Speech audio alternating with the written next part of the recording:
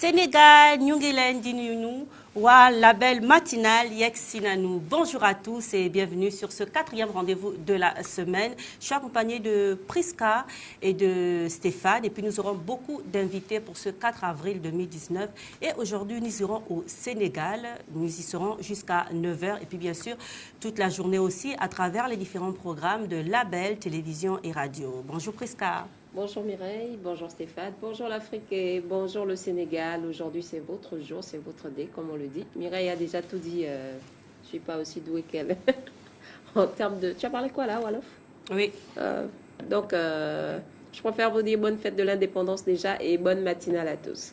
J'essaie de parler Wolof. Bonjour Stéphane. Bonjour Mimi, bonjour Ice Baby, bonjour chers téléspectateurs, bonjour chers auditeurs, bonjour Saint-Louis, bonjour Dakar, bonjour Touba.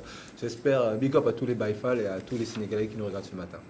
Voilà, et puis on va commencer notre petit voyage. On va d'abord parler de monnaie.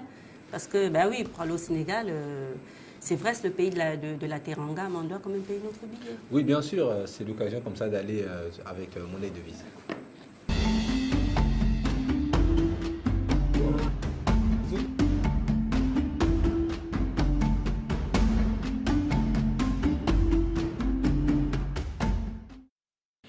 Voilà, nous y sommes, au Sénégal, c'est la joie. Ben oui, comme ça se passe au Sénégal, tout le monde est toujours en joie. Alors Stéphane, aujourd'hui, nous sommes le 4 avril 2019, comme on l'a dit, c'est l'indépendance, la fête nationale du Sénégal. Oui, bien sûr, alors tous les Sénégalais sont heureux de vivre ces moments comme ça. Nous sommes le 4 avril, comme tu as dit, mais pour l'heure, on va parler de la monnaie du Sénégal. Justement, la monnaie du Sénégal est le franc CFA qui est une parité fixe avec l'euro. 1 euro égale à 650,957 francs CFA. Le franc CFA est garanti en euros par le Trésor français, mais n'est pas convertible en dehors de son territoire, des zones francs. Donc, comme ça, nos euros, on peut échanger nos euros sur place, mais pas en dehors du territoire.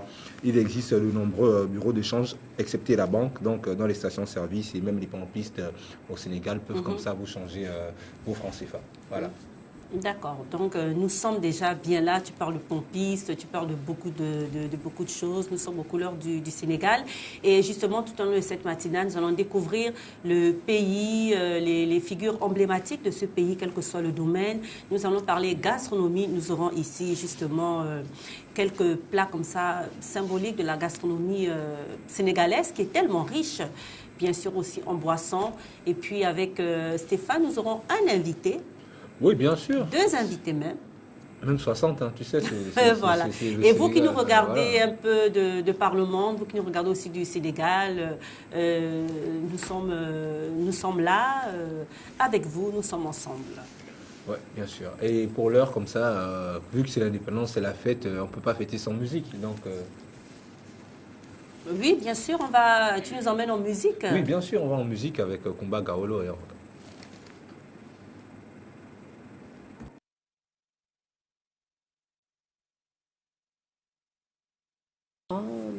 Voilà, Kumba Gawlo Sec.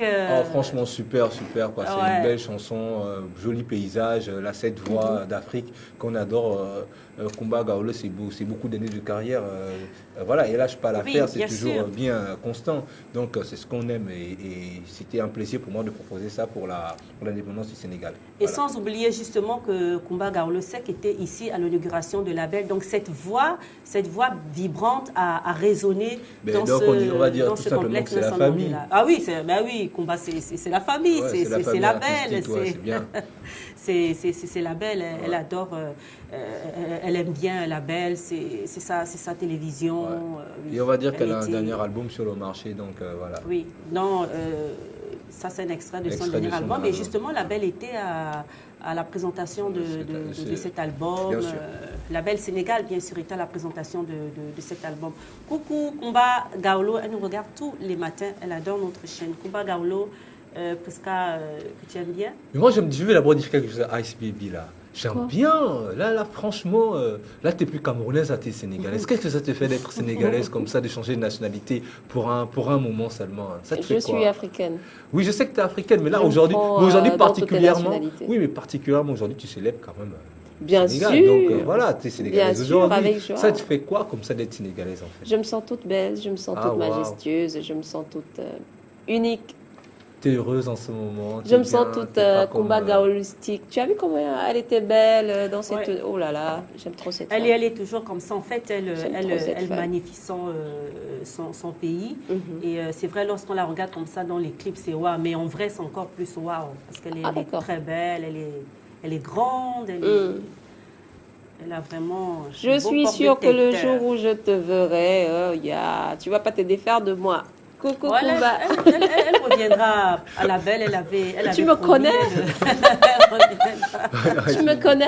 Ouais, c'est cool, tu m'as porté Et le puis sourire. justement, nous allons présenter comme ça le Sénégal, ce beau pays dans lequel nous sommes aujourd'hui. Et nous allons également recevoir des invités. Elle est sénégalaise, il est sénégalais.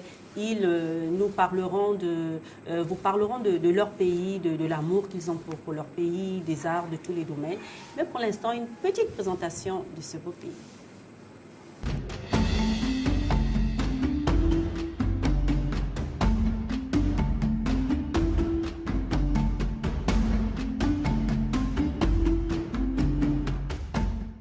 Le Sénégal, pays d'Afrique de l'Ouest, est bordé par l'océan Atlantique à l'ouest, la Mauritanie au nord, le Mali à l'est, la Guinée et la Guinée-Bissau au sud. Dakar est la capitale du pays qui s'étend sur 196 712 km² pour 15,85 millions d'habitants. Le Sénégal doit son nom au fleuve qui le borde à l'est et au nord et qui prend sa source dans le Fouta Djallon en Guinée. La Gambie forme une quasi-enclave dans le Sénégal, pénétrant à plus de 300 km à l'intérieur des terres. Les îles du Cap-Vert sont situées à 560 km de la côte sénégalaise. Sa pointe est, la presqu'île du Cap-Vert, constitue la partie la plus occidentale de toute l'Afrique continentale. Le climat est tropical et sec, avec 2 saisons, la saison sèche et la saison des pluies. Le Sénégal fait partie de la communauté économique des États de l'Afrique de l'Ouest et est intégré aux principales instances de la communauté internationale. Le pays fait également partie de l'Union africaine, de la communauté des États sahélo-sahariens et de l'Organisation internationale de la francophonie. Il existe une grande diversité linguistique à travers les langues au Sénégal. La Constitution de 2001 a reconnu au français le statut de langue officielle et à 6 langues celui de langue nationale dont le Wolof. Le Sénégal possède la 4e économie de la sous-région ouest-africaine après le Nigeria, la Côte d'Ivoire et le Ghana. Compte tenu de sa situation géographique et de sa stabilité politique, le Sénégal fait partie des pays africains les plus industrialisés, avec la présence de multinationales qui sont majoritairement d'origine française et dans une moindre mesure américaine. L'éducation au Sénégal est l'une des plus avancées sur le continent et le pays peut se targuer d'avoir un enseignement de qualité avec des équivalences de diplômes des universités étrangères les plus prestigieuses. Donc, Voilà une petite présentation sur le Sénégal. On parle notamment de la situation géographique du Sénégal, Prisca. Oui, exactement. Le Sénégal qui est situé à côté du Cap-Vert, à côté, on a cité encore quel pays là. Du coup, il bénéficie de de ce brassage de culture en termes de tout. Un pays bien riche, voilà, bien achalandé en tout et pour tout. Avec une très bonne économie, Stéphane. oui, très bonne. Par rapport à sa situation géographique aussi. Oui, une très bonne économie, exactement, vu que c'est un pays de l'Afrique de l'Ouest, à côté de la Mauritanie, à côté de la Gambie, tous ces pays-là. Voilà, on va dire qu'aujourd'hui, le Sénégal, quand même, c'est un exemple aussi pour les pays francophones qui essayent quand même de se démarquer un certain développement quand même qu'on doit quand même saluer parce que il y a beaucoup de pays francophones qui n'arrivent pas encore à atteindre le niveau de vie du Sénégal. Donc, c'est économiquement quand même, moi je pense que c'est vrai que c'est pas le paradis, mais ça va quand même, ça en vaut quand même la peine. Et même sur le plan de l'éducation. Oui, bien sûr, déjà, mais on va déjà rappeler aux gens que le Sénégal aussi, c'était une colonie de peuplement, donc l'intelligence et le domaine intellectuel est quand même assez développé pour les pays francophones. On pense à aux personnes comme le président Senghor, Cheikh Anta Diop, Mohamed Dia, tous ces figures emblématiques de cette époque-là qui a pu apporter, qui sont des références en matière d'intellect dans ce pays. Donc, c'est aussi à saluer, quoi. Avec des grandes universités, des grandes écoles, comme on l'a vu avec des équivalences de diplômes d'universités françaises et même américaines. Et puis un pays de culture aussi, un pays de culture. Oui. Que ce soit en matière de littérature, de cinéma, d'art plastique, nous en parlerons, et même de sport. Presque le Sénégal est quand même à saluer. Oui, bien sûr. On connaît plusieurs sportifs de renom sénégalais, d'origine sénégalaise, qui font la fierté non seulement de ce beau pays, mais aussi de l'Afrique entière. C'est parce qu'ils ont battu l'équipe de France 1-0 en 2002 qu'on ne va pas maintenant commencer à dire que voilà, quoi. Tu te sens déjà touché? Non, parce qu'on revient souvent sur cette C'est l'Afrique qui gagne. C'est l'Afrique qui gagne. Non, lorsqu'on parle de sport, on parle de tous les sports. On parle pas par seulement exemple du foot. On parle de la lutte traditionnelle qui est une tradition ancrée. Oui, la lutte traditionnelle qui est devenue populaire, donc qui est un exemple aussi parce qu'ils ont amené ça à un niveau international. Ah oui, et on a aussi parlé du surf aussi, qui est un sport aussi où le Sénégal a quand même émergé là-dedans. Parce que le surf aujourd'hui, dans les plages du Sénégal, c'est un sport qui est d'actualité et que les jeunes pratiquent. Et il y a également Battling Siki qui reste dans les mémoires en tant que premier champion africain de boxe à 25 ans seulement. Oui, bien sûr, on en a parlé lundi déjà de ce boxeur-là qui a fait la fierté à un moment donné, quand les choses étaient vraiment difficiles pour l'Afrique, qui s'est démarqué par son sport, par la boxe, qui est un sport de combat. Donc oui, ils ont été présents de l'histoire à maintenant, ils sont toujours présents, ils réalisent toujours des choses. Voilà. Et on parle aussi des femmes qui ont fait la fierté du Sénégal, que ce soit dans la littérature, dans les arts plastiques et même dans la mode. On peut parler de Mariam Abba, on peut parler aussi par exemple de Moussi, de Madame Fall qui est écrivaine. Ouais. Et celle qui a le vent en poupe en ce moment, Sibeth Ndiaye, qui fait l'actualité, la fierté du Sénégal. C'est vrai qu'au Sénégal, on retrouve comme ça plein de noms comme ça qui font la fierté du pays. Mais en ce moment, Sibeth Ndiaye, franchement, c'est chapeau. Hein. D'accord. Et puis, lorsqu'on parle des femmes sénégalaises, on voit notamment l'habillement, l'élégance, la beauté. On dit des femmes sénégalaises qu'elles sont. Je pense qu'on est des gens. Elles sont très belles. On est des gens en avril quand même aussi. Hein, la femme. Ici, voilà, on respire déjà la sénégalaise. Ici, franchement, Mimi, quand je te regarde, je vois juste. Ah ouais, tu vois la sénégalaise. Qui fait quoi? À l'état pur. Ah, Mimi, t'es pure? Oui. Je demande, hein? Oui. Ah, ok, d'accord. C'est bien si t'es pure, quoi. À l'état pur. Ah ouais. La beauté des Sénégalaises, elle n'est plus à tu aussi me dire qu'elle est pure? Je suis pure. Oh non. Cher Sénégal, Ice Baby. Alors, presque on va parler de la beauté des femmes sénégalaises et nous aurons également avec nous Madame Innocente Courant pour en parler. Elle va nous accompagner tout au long de cette émission et puis bien sûr d'autres invités. J'aperçois déjà celle que j'ai enceinte, elle est là, elle est pas.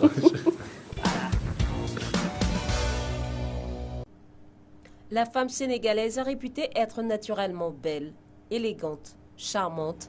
En termes de beauté en Afrique, c'est clair, elles sont une référence qui n'est jamais restée admirative de leur belle peau, couleur ébène, leur forme, leur élégance légendaire. La femme sénégalaise est unique en son genre. Pour ceux qui les ont côtoyées, même aveugles, sourds, muets, la beauté de la sénégalaise s'impose et capte tous les sens. Que ce soit au marché, dans les transports en commun, dans les bureaux ou les universités, en boubou, jeans, au bazin, le spectacle est de taille. Chacune, selon la place qu'elle occupe dans la société, a un style bien à elle, mais qui ne passe pas inaperçu.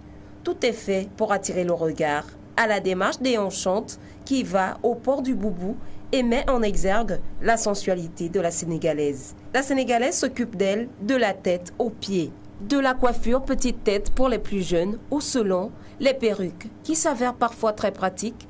Une belle tenue va avec une belle coiffure. Un chignon. Au pays de la Teranga, des belles femmes élégantes sont toujours bien coiffées.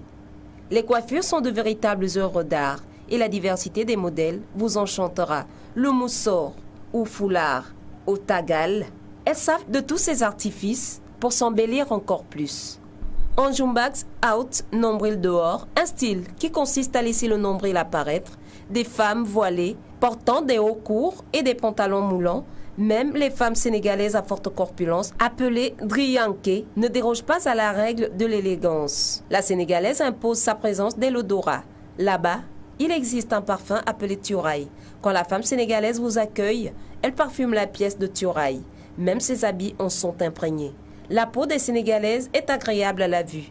Si elles sont claires ou noires, elles le sont naturellement, à part celles qui se sont mises au sexal ou des pigmentations de la peau. On se demande bien avec quelles huiles on les masse dès l'enfance pour obtenir des corps aussi souples, quelle que soit la corpulence. Lorsque la Sénégalaise passe, vous pouvez entendre le froufrou du bazin bien amidonné, ou encore le son léger des perles à la hanche rythmant la démarche des gazelles. La Sénégalaise cultive l'art de la beauté dans tous les domaines, même dans sa cuisine. Ses gestes sont subtils.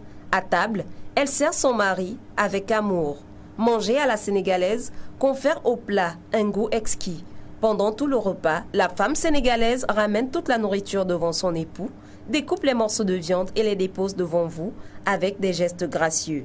Elle fait de lui son bébé. La nuit tombe et déjà, elle va se démaquiller. On entend déjà le son du bin-bin. Elle enfile son bétio. Décidément, la sénégalaise est belle jusqu'au bout du temps. Voilà, on parlait là de la beauté de la femme sénégalaise. Nous avons une femme d'Afrique, une femme du Sénégal avec nous, Madame Innocente Courant. Bonjour Madame Courant. Bonjour Mireille. Bienvenue sur le plateau, encore une fois, de la matinale. Très heureuse d'être ici et très contente d'être invitée par l'équipe de la matinale. Parce que vous êtes présentatrice de l'émission Expression. Oui. Avec d'autres présentateurs. Oui. Alors, nous parlions de la beauté de la femme sénégalaise. J'ai juste peur d'ouvrir la bouche parce que je voyais déjà Madame Courant qui... Madame Courant, on célèbre tellement la beauté sénégalaise et je n'ai fait que essayer de racoler ce qui se dit par-ci par-là et ce que moi-même j'ai remarqué aussi dans l'élément. La femme sénégalaise de nature, elle est très belle, très élégante. Rien qu'à vous regarder, le téléspectateur le confirme déjà. C'est gentil. Madame Courant, que pouvez-vous nous dire sur la beauté de la femme sénégalaise? La femme sénégalaise a des secrets de beauté qui se transmettent de génération en génération, de mère en fille, de grand-mère en petite fille. Oui. C'est autour de la femme sénégalaise, de ses rituels de beauté, il y a beaucoup de choses. Quand on parle de rituels de beauté, il faut d'abord partir des soins. Des soins quotidiens, des soins hebdomadaires, des soins mensuels. Et c'est à partir des soins que le corps peut acquérir cette élégance naturelle. Et que même sans la mise en beauté, on reste toujours agréable. Agréable dans tous les sens par rapport à ce que l'on voit, par rapport à ce que l'on sent, par rapport à ce que l'on ressent. Et le rituel, je reprends ton mot, n'est-ce pas?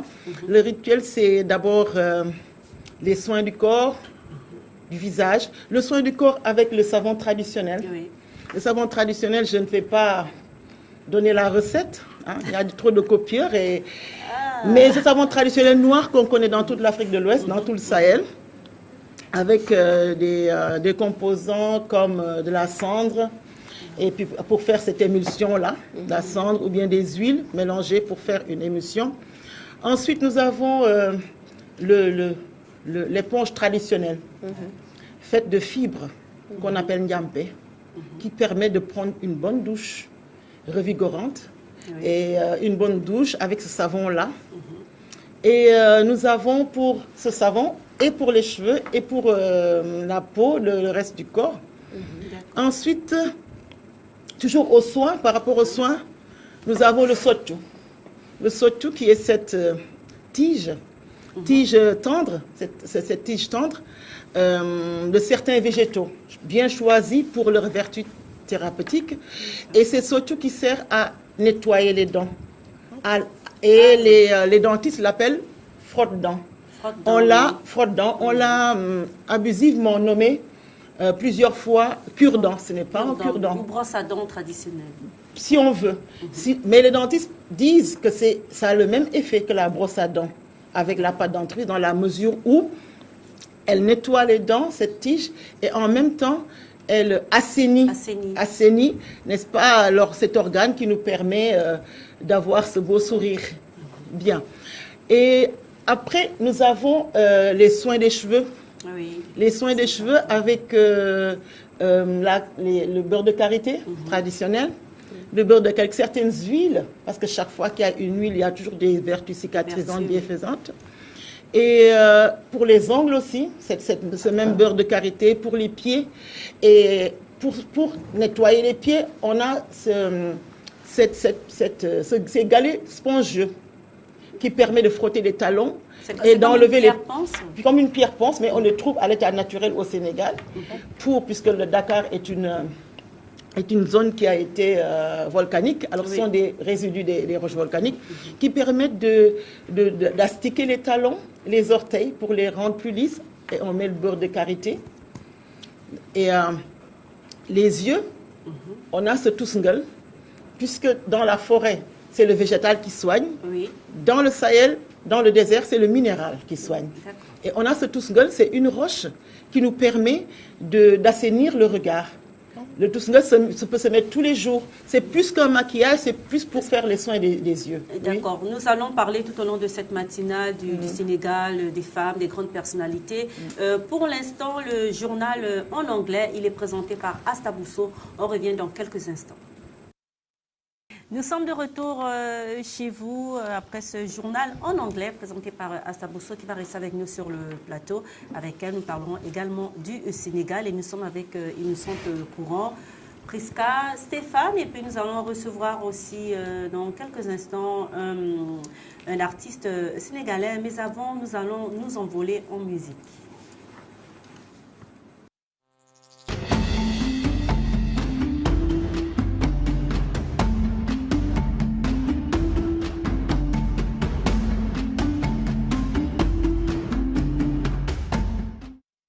Voilà, nous sommes de retour chez vous après cette belle musique comme ça du Sénégal, les beaux costumes, de belles voix. C'est ça aussi la culture de ce pays. Nous sommes toujours avec Madame Innocente Courant, Asta Bousso, Prisca, Stéphane. Et nous avons aussi un autre invité qui est là ce matin pour parler de son pays, pour parler du Sénégal. Nous le présenterons dans quelques instants. Alors, Stéphane, ce plateau est très féminin, avec beaucoup de couleurs, mais tu n'es plus seul. Oui, bien sûr, je ne suis pas seul. Et puis déjà, mais toi, cadre-moi déjà. Pour commencer, Bill. Allez, ça commence, s'il te plaît. Voilà. Faut que le Sénégal me regarde. Voilà, je suis pas seul et déjà vous avez survolé les thèmes. On parlait de la femme, la beauté de la femme sénégalaise. Et j'ai vu et j'ai écouté l'élément et on a regardé, on a suivi l'élément. Et après, c'est pour dire que, mais enfin, qu'est-ce qu'on va chercher au Cameroun, en fait? Suivez mon regard. Au Sénégal, vu qu'au Sénégal, au moins lorsque tu manges, elle t'attend, elle est en train de t'attendre. Lorsque tu te déchausses, c'est elle qui te met les chaussures. Voilà Asta quoi. Ne fait Donc, pas ça, hein. Ah non, Asta c'était pour la petite histoire hier. J'ai dit Asta c'était un petit accident, mais on va régler ça. Donc voilà quoi. Mais la beauté sénégalaise c'est merveilleux, voilà tout simplement. Voilà. Tu nous présentes ton invité Stéphane? Oui, bien sûr. Là, nous sommes avec Ousmane Fall qui est sénégalais déjà, qui va nous parler de la culture sénégalaise et du Sénégal. Selon son concept, selon sa vision. Voilà, tout simplement. Oui, donc nous allons continuer avec Asta Bousso déjà. Et Innocente Courant. Nous allons parler du dialogue islamo-chrétien au Sénégal. L'islam et le christianisme se côtoient vraiment de manière pacifique. Oui. Pour un pays comme le Sénégal, c'est vraiment un pays où le dialogue islamo-chrétien est très pacifique. Pour un pays qui a 94% musulmans et à 5% chrétiens, on s'attendrait à ce que les uns soient lésés par la majorité des autres. Mais dans la culture sénégalaise de la teranga, dans la culture sénégalaise de l'acceptation des autres et de la tolérance, je pense que c'est une relation que les uns entretiennent avec les autres de façon très harmonieuse, ce qui est vraiment à applaudir. Et Asta, tu es sénégalaise, tu es gabonaise, à ton avis, que représente pour les Sénégalais le Gabon? Pour les Sénégalais en général, je vais dire que Le Gabon a une signification spécifique aux Sénégalais, surtout les Mourides, parce que c'est le pays dans lequel le Cheikh Ahmadou Bamba, le fondateur du mouridisme, a été emmené pendant les années coloniales. Ils l'ont éloigné du territoire sénégalais parce qu'ils ont été effrayés par cet individu qui prônait la non-violence, qui prônait le travail, et ils ont eu peur que trop de gens le suivant, ils se retrouvent à ne plus pouvoir contrôler ces populations-là. Mais le Gabon représente pour les Mourides le pays où le Cheikh est venu, où il a été maltraité pendant de longues années. Il restera 7 ans au Gabon, 5 ans à Mayumba et 2 ans à Lambaréné, durant lesquels il traverse des aventures dignes d'une épopée, et ensuite retournera dans son pays pour fonder Touba et fonder le mouridisme comme on le connaît. Donc c'est vraiment un pays qui marque le travail du Cheikh, qui marque son sacrifice, sa dévotion à son prophète et à Allah, son Dieu. Et je pense que c'est pour cela d'abord qu'il marque cette importance particulière pour les Mourides. Et justement, tu es Asta Bousso, tu es de la lignée de Cheikh Ahmadou Bamba Mbaké, tu es son arrière-petite-fille. Oui. Qu'est-ce que ça représente pour toi? Est-ce que ce lignage a un impact particulier dans ta vie? Je dirais que oui, bien sûr. D'abord, je suis extrêmement honorée de partager ces gènes, de partager cette histoire, surtout d'un personnage que j'admire énormément. En dehors de l'aspect religieux, de sa discipline personnelle, de sa capacité à mettre de côté l'attrait du bien matériel et de se sacrifier, d'aller vivre sa vie tout au sacrifice de l'essentiel. Et c'est un modèle de vie et c'est une inspiration permanente. D'abord, dans l'éducation que j'ai reçue, bien sûr, je suis mouride. Par éducation et aussi par choix, par conviction.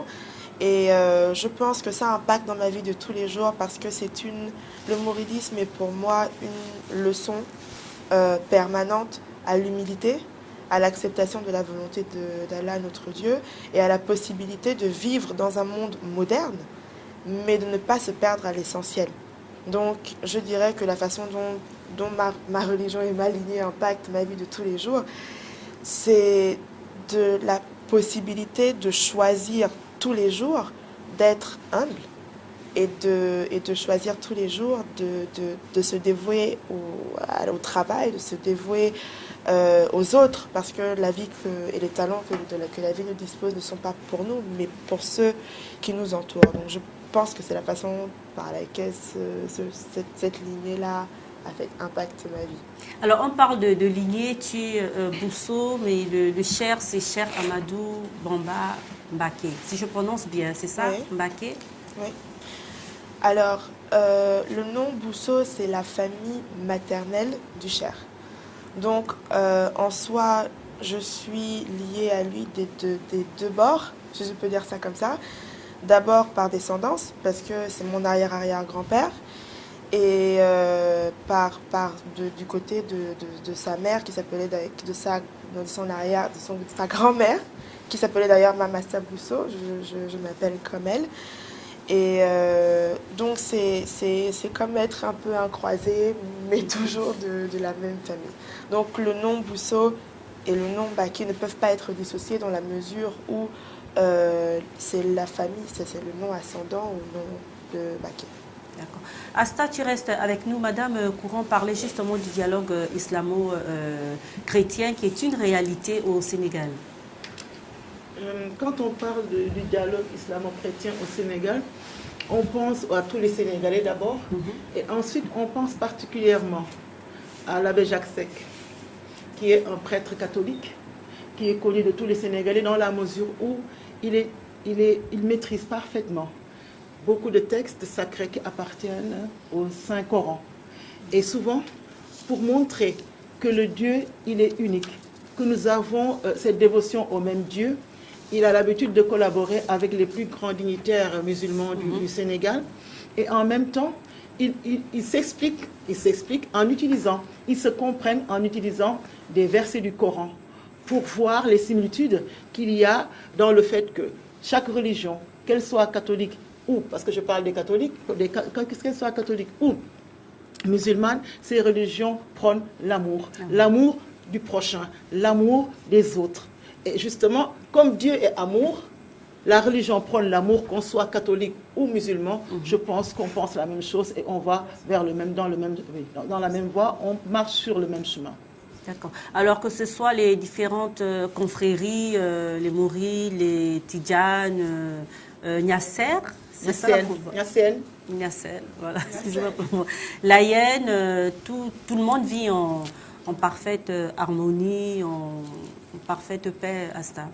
Oui, bien sûr.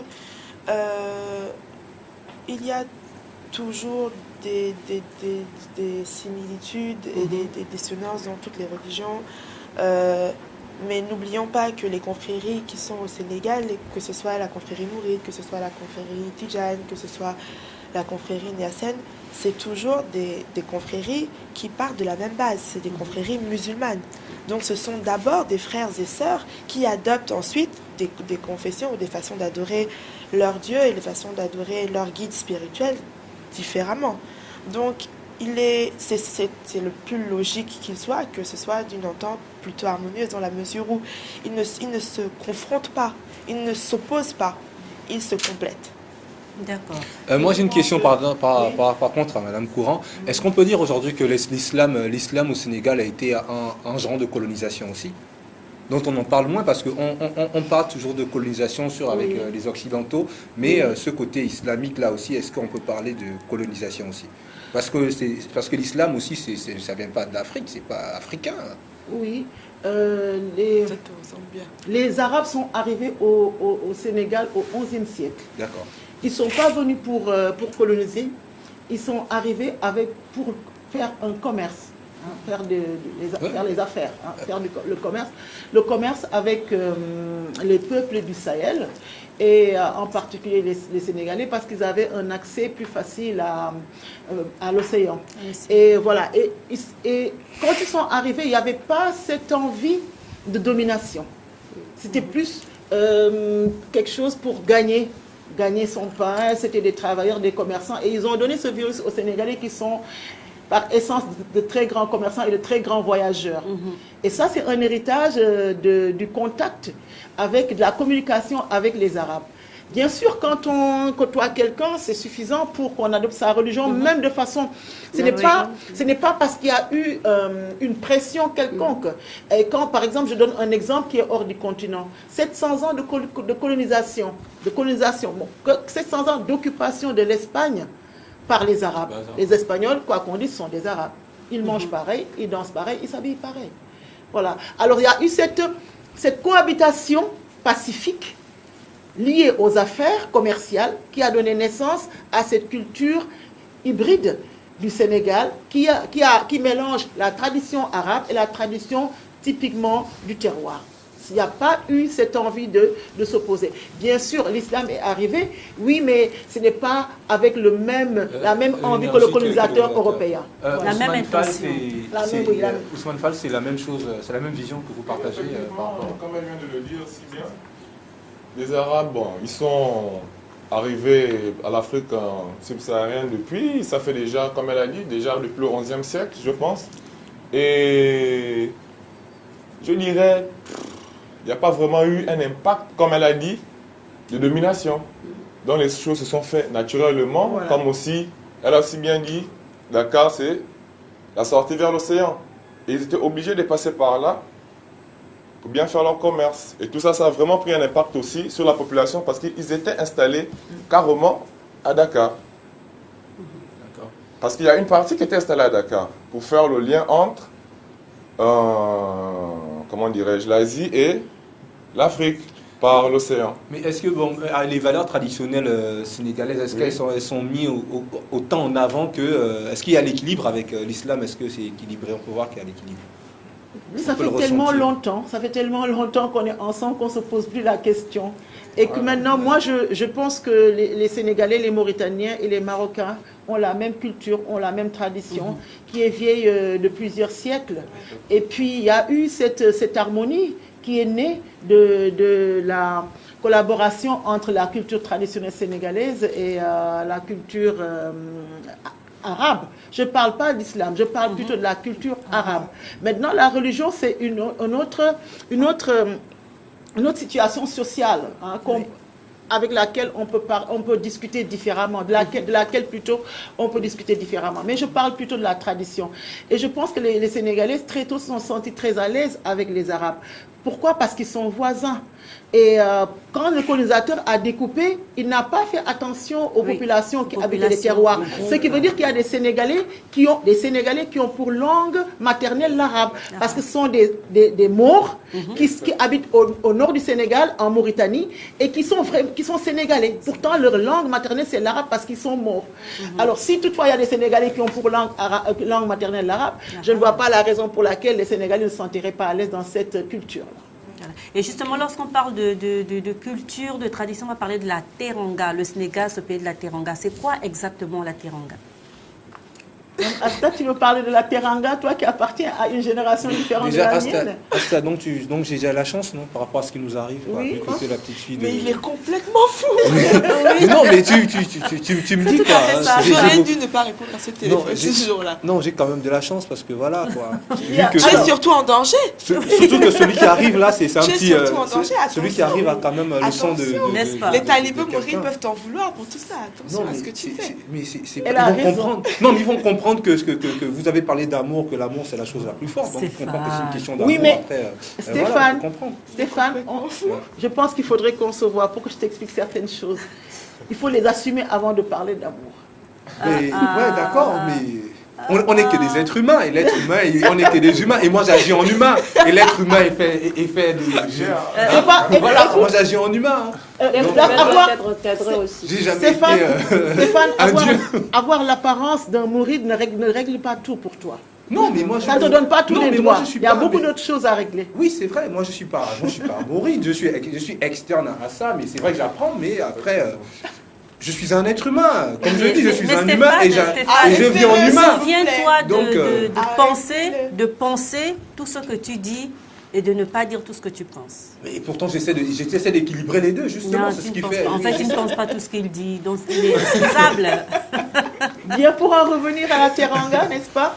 La teranga, si je peux traduire, c'est l'hospitalité. L'hospitalité, si je peux traduire, parce que justement, teranga ne se limite pas à l'hospitalité. Mais pour que quelqu'un qui n'a pas cette culture sénégalaise puisse comprendre, on peut parler d'hospitalité tout simplement. Et que la teranga, c'est la générosité. La teranga, c'est de regarder, que l'étranger, celui qui vient d'ailleurs, doit être plus servi, c'est-à-dire c'est quelqu'un qui doit être privilégié par rapport aux gens de la maison. On lui donne la meilleure couche, on lui donne les meilleurs repas, on lui donne les meilleurs morceaux parce qu'il vient d'ailleurs. On a le devoir de se dévouer à celui qui vient d'ailleurs. Ça commence par là. D'accord. On va continuer après le journal en français. Donc, on revient en deuxième partie de votre programme matinal. Nous sommes toujours au Sénégal.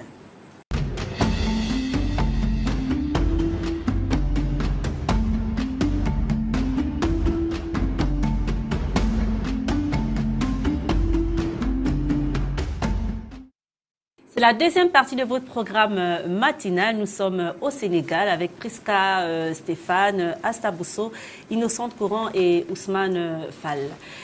Nous allons continuer, Asta.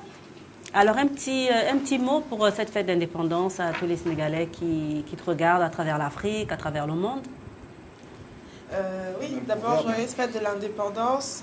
J'espère qu'aujourd'hui, vous célébrerez votre liberté, le droit que nous avons tous gagné, de pouvoir être nous-mêmes, d'embrasser notre culture, de pouvoir partager ce bel héritage que nous avons hérité de nos traditions et de nos anciens. Et en Wolof, qu'est-ce que ça donne? Je ne sais pas comment. Je parle couramment en Wolof, je tiens quand même à le préciser. Comme on est à la télé, voilà. Yéen naa leen bisu jàmm. Amen. Et puis, D'accord, Asta Ami. disait tout à l'heure que voilà, l'indépendance que vous avez gagnée, mais je pense qu'au général de Gaulle vous a donné ça comme ça aussi en plus. Hein. En fait, bah, nous, on a en fait, non, mais, Donc, mais je pense à ça. Il vous a donné À ça ça, je comme pense ça. qu'il Hein. faudrait dire à Stéphane que c'est notre fête nationale. Oui, Ah, voilà. D'accord. Et puis il n'y aura plus cette polémique-là par rapport aux Oui. indépendances. aux indépendants. C'est clair. D'accord. C'est clair. Merci Madame Courant. Alors, Asta, on va te retrouver Non, avant un dans les proverbe, programmes de après, la un belle. proverbe avant de partir, Asta quand même un proverbe. C'était un Je vais vous proverbe. expliquer. Il fait ça parce que je lui ai dit qu'en Afrique, des fois les gens parlent, vous savez, ils sont très sérieux, on parle de quelque chose de très... Voilà. Et puis ils vous sortent un proverbe, personne ne sait ce que ça veut dire, personne ne sait à quoi ça Par sert. exemple. Mais ça, Par exemple. comme je lui disais, en fait, il serait très probable qu'à la fin d'une conférence très formelle, quelqu'un Voilà. nous dise des aubergines ne mangent jamais sans leur marmite. Et que les gens soient très sérieux. Et en ça fait. vient de qui Asta Bousso.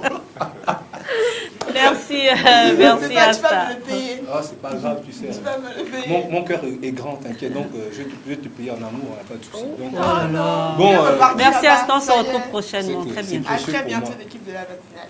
Voilà, on va continuer, Stéphane. Oui, bien sûr, on va continuer Un avec, live du jour. oui, avec le live du jour. On va aller avec un baobab, un monument de la musique sénégalaise que moi j'adore parce que voilà quoi, j'aime bien son style de musique et c'est un instrumentaliste. Donc on va avec Cheikh Cherlo et on revient après.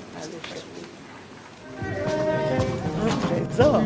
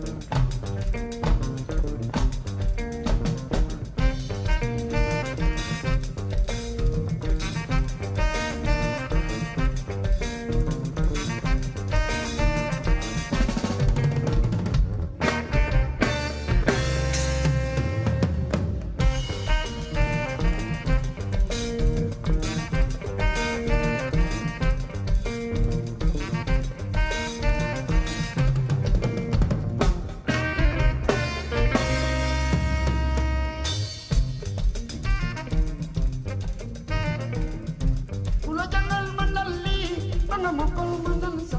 Ula jangan mandali, pangamokol mandalsa. Sama yesak, sama bensak, sama yesak tapi apa?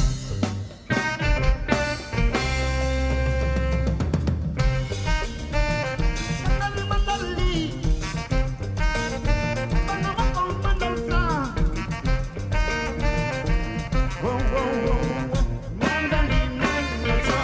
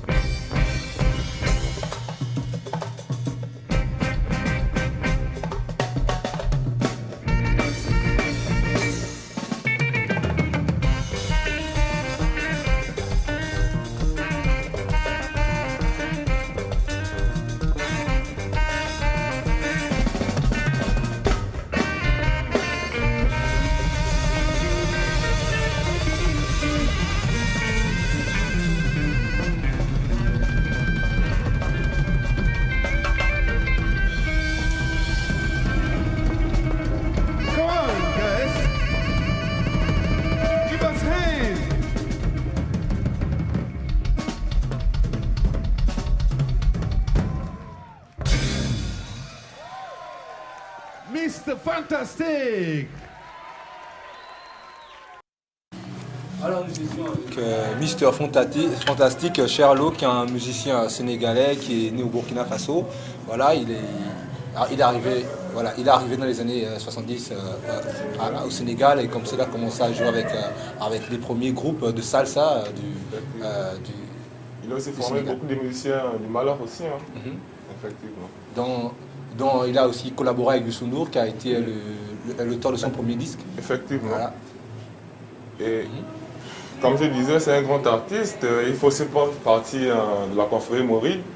Ah ouais. Oui. Et comme je le disais, il est né au Burkina Faso, je crois, en 59, hein, si je ne me trompe pas. Effectivement. Ouais. Oui, je crois, oui, en 59. Il est arrivé au Sénégal depuis son enfance. Il a grandi là-bas, il a duré là-bas, et musicalement, bon, comme on l'a si bien dit, il a fait des grandes collaborations avec Youssou N'Dour et consorts, et très bon batteur aussi. Ouais, très bon batteur. Très bon batteur. Il a un très bon style, un peu jazz là, vraiment, non. Oui, parce qu'on va dire que la première musique urbaine du Sénégal, c'est la salsa. Après, c'est la salsa c'est la salsa. Et Charlot a cette capacité de jouer et de battre, parce que c'est difficile pour très difficile pour un musicien de jouer en même temps de jouer à la batterie, parce que c'est toi qui donnes les charleston et les scratch, comme on dit, et c'est toi qui donnes le rythme. Donc voilà. En même temps, si chanter dessus, voilà, c'est vraiment du génie. Et on a l'habitude de le passer ici sur la matinale, oui, et je crois que Ice Baby adore. Et un jour, elle va avoir un de ses autographes, je crois. Ah bon, ouais, ça me ferait plaisir. D'accord, ok. Voilà, et puis on va continuer avec le flashback. Stéphane, tu vas nous présenter une figure politique du Sénégal. Qu'on ne parle plus, on ne parle pas trop, et pourtant il a marqué le Sénégal en 62. Donc on va parler de Mamadou Dia. On regarde.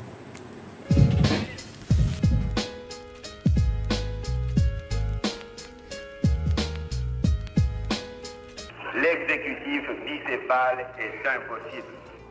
Je ne pouvais pas imaginer un seul instant qu'il puisse y avoir vraiment un contentieux quelconque entre lui et moi. D'autant que quand il y a eu également cette fameuse crise, où se plaignait d'un certain nombre de ministres, citer le ministre de l'Intérieur, le ministre de l'Information de l'époque, Abey Diop, un autre ministre, Joseph Mbaye, qui est le tonton, n'est-ce pas, d'un de vos collaborateurs. J'ai échangé les ministres, j'ai dit maintenant, je ne peux pas aller plus loin si tu veux. Je suis prêt à m'effacer, à faire campagne à travers le pays pour un régime présidentiel. Il m'a dit pas question. 7-8 mois après, il me prête cette intention-là à moi de venir lui faire un coup d'État. Je n'ai pas compris cela.